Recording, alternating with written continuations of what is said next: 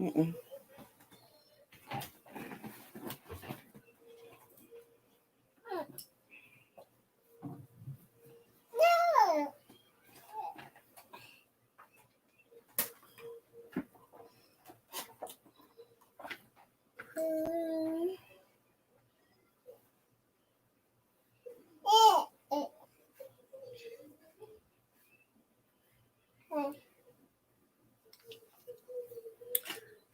Good evening, good evening, and good evening, and happy Sunday.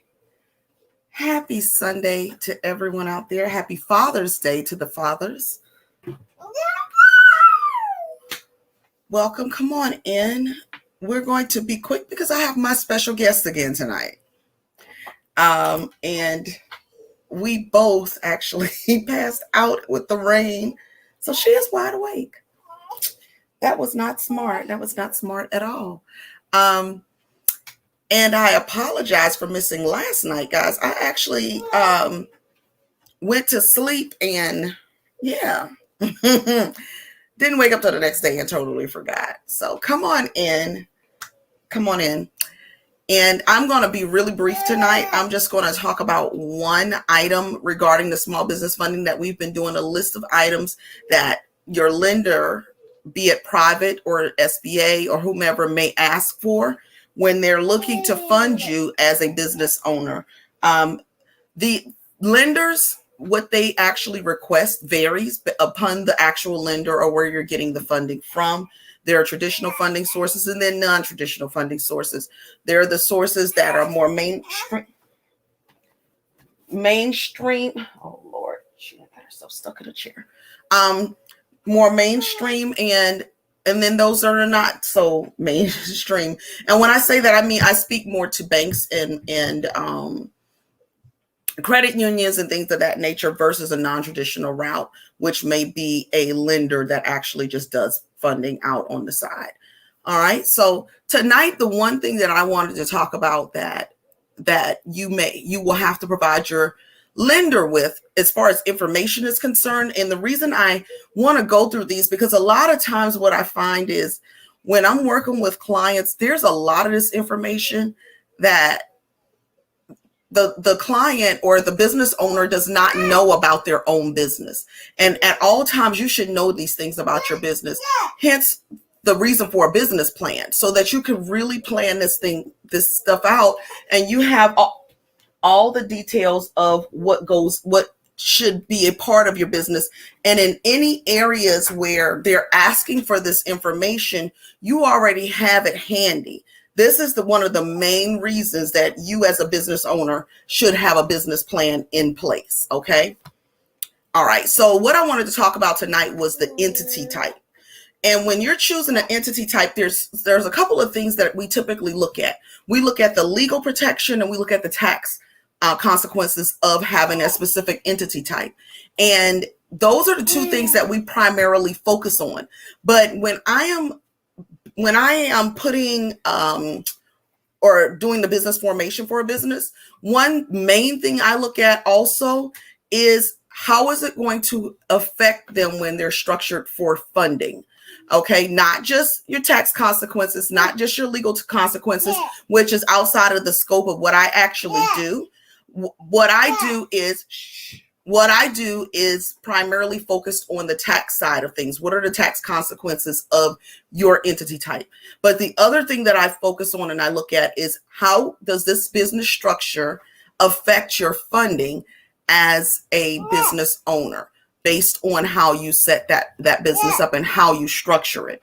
Okay, so two specific business types that do not get funded as often or are deemed more higher risk outside of your industry. That could be a high risk, but your entity types are the sole proprietorships and the partnerships. Why do I say that? Because both of those, unless you form your articles of organization with the Secretary of State, there's no protection. So that's why typically we tell people who start their business as a sole proprietor or as a partnership to go get an LLC. An LLC provides you with some of that that protection that you're looking for in the event that your business goes belly up, you can't clear those debts, then the LLCs. However, the C Corps and the S Corps are actually more favorable business types when it comes to funding. Okay. But again, I see so many people hop into S corporations just because someone tells them to. And then they can't fulfill the administrative side of those things of what is required as to be structured as an S corp. So then either the IRS takes that designation away, or you end up having to dissolve it because you can't afford, or you can't do what is necessary for that business type to be in place and be legitimately in place, and to know that you're following all of the guidelines. So the unregistered partnership and the unregistered sole proprietorship are the two entity types that are extremely high risk to lenders, and so they don't typically want to lend to people who may be deemed a greater risk. Okay, and the thing is, we don't think about this stuff when we're structuring our business. We just want to put it in place, and we just want to get to work and do what we love.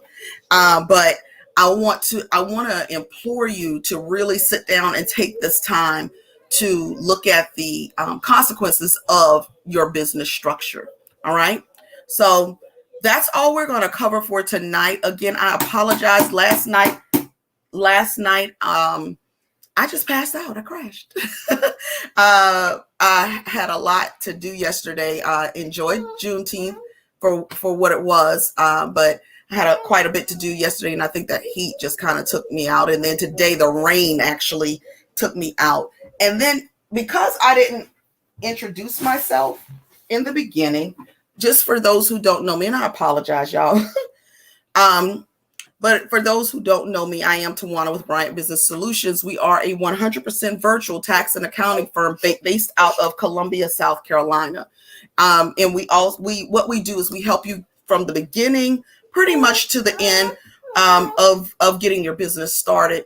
So business formation services, tax preparation, bookkeeping that is vital to your business, tax planning. But for tax planning and CFO services, your books have to be in order. Like, that's a must.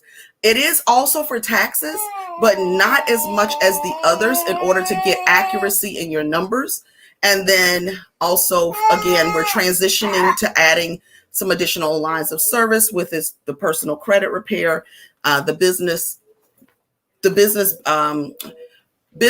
building for funding purposes, and then capital funding.